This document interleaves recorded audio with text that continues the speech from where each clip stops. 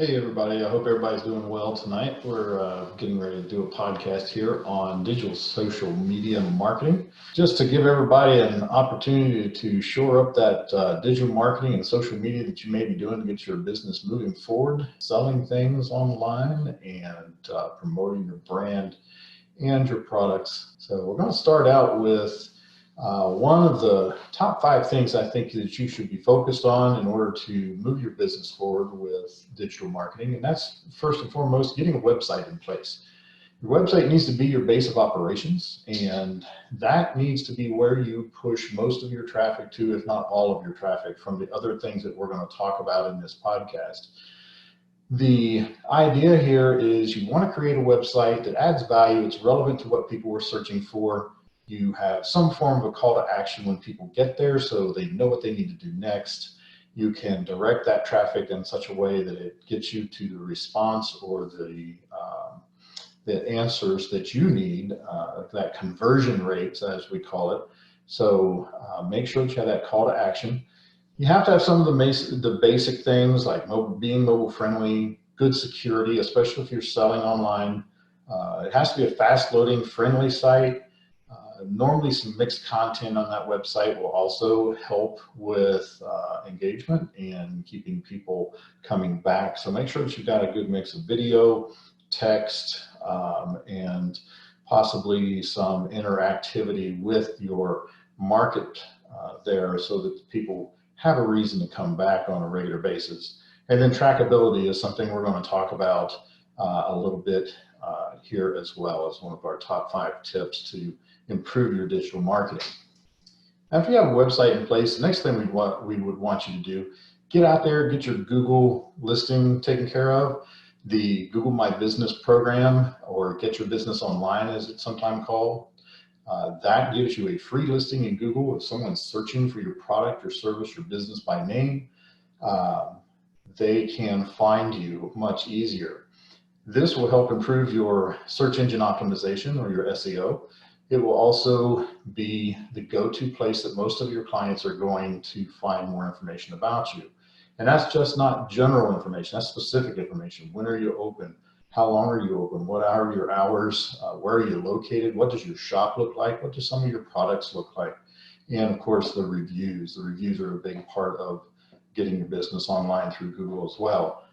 Make sure if you're using Google, you've claimed your listing, you own it, you can go in, you can make changes, make sure that you're keeping your content up to date at all times, and use Google Posts. Google Posts is a free opportunity for you to get word out about promotions, products, product releases, things like that.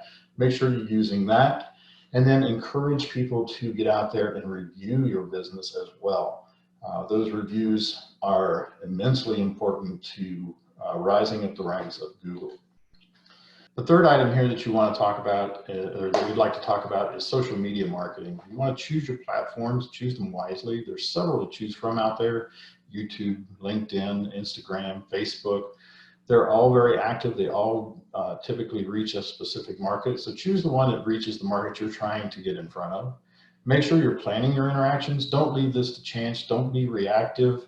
Get out there, make a plan, lay out what it is that you want to do, and then follow that plan. Of course, leave yourself some room to work with the market, what they're currently interested in, some of the timeliness of the developments in your industry. You want to be able to roll with those punches as well, but have a plan, have an editorial calendar that you can follow on the content that you're going to put out there.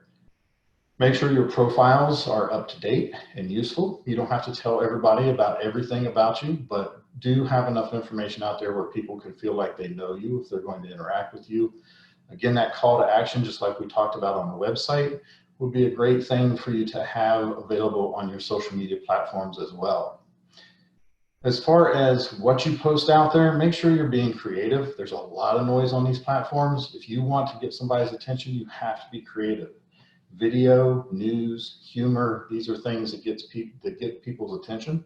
So work with that. Try to get yourself into a regular cycle where you can put some of this material out there and not only capture people's attention, but maintain their attention over the long haul.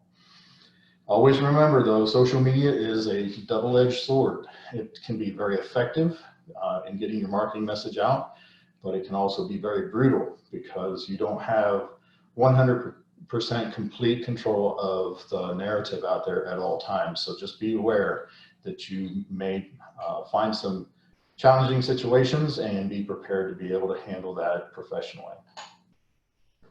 The fourth thing to talk about is no matter what platforms that you're using, no matter what way you're going to market, you want to make sure that you're listening and you're responding. Know your customers, know them well, know how they think, know their trends, know what their frame of mind is when you're interacting with them on these platforms, and then provide the information that they're looking for in that timely manner. Speak their language. Not everybody wants to be sold at all times. Yes, they want to find information maybe on your product or service. That's great. But speak to them in a manner that is friendly and non-threatening, and also in a language they can understand. If you're using a lot of acronyms and the like with your products and services, that might not be the best way to go about it. Be timely and professional as well. Make sure you're responding to people when they leave reviews, both positive and negative, and make sure that you're trying to shoot for at least an answer to all of these back and forth narratives within a 48-hour period or less. If you do not respond, you will not get the best bang for your buck on these platforms. And frankly, you may lose customers or turn customers away because you are not responding. The last thing I would say that you want to focus on with regards to improving your digital media would be to make sure you're measuring your effectiveness, have some form of analytics in place. Most all of the platforms have some form of analytics. Google Analytics, Facebook Insights, your email programs have analytics attached, but you should know things like who's coming to the site, who's reading your social media posts, what was the most popular post, what was the search terms that were used to find the information that you're presenting. All of this information typically is available to you at no cost through the analytics tools that already come with the packages. So make sure that you're spending some time looking into that data so you're not wasting time on content that people are not looking for. Look at the big picture as well. Don't focus just on Facebook Insights. Don't focus just on Google Analytics, but look at both of them. See how they're working together. Try to establish some trends. Look for the trends that what people are talking about. What are they interested in? What time are they typically interacting with you on your website? Make sure that you can measure what effectiveness you're having with the different platforms that you have, refine that effectiveness, and then repeat the successes, get rid of the things that aren't working for you. In the end, if you follow these 5 steps that we have, then we would hope that you would have some form of a digital marketing roadmap that you could implement. This again needs to be proactive. It needs to be something that you are doing intentionally. This shouldn't just be something that you do on the fly. This needs to be planned out. And if it works well, you'll have a roadmap set up, but much like you see on the slide there in front of you. So you are posting social media posts on various platforms, your website, blogs, videos, whatever. You see the different types of efforts there on how to post a testimonial capture that maybe you have, or a sale advertisement. Hopefully all of those lead back to your website. And then that website then invokes a response from your customers, who then themselves make social media posts and blog posts and also interact with your website in such a way that now they are sharing the information with their friends, their other peers, and hopefully now your future customers. In closing, I just wanted to list a few of the resources that you might consider if you're putting together your digital marketing plan and hoping to improve your digital marketing. You can see there's several from Google. HubSpot is a great one to follow in general. They have very good marketing tips there. So try some of these out and see if you can incorporate those as well. And if there's, as always, if there's anything we can do for you here at the Small Business Development Center, we are here to help. So give us a call, send me an email. We'll be happy to sit down, do an analysis of your website and or your social media plan, help you put together that calendar that we talked about, maybe that editorial calendar, and maybe help you put together that first interaction. We'll talk to you soon. Thanks.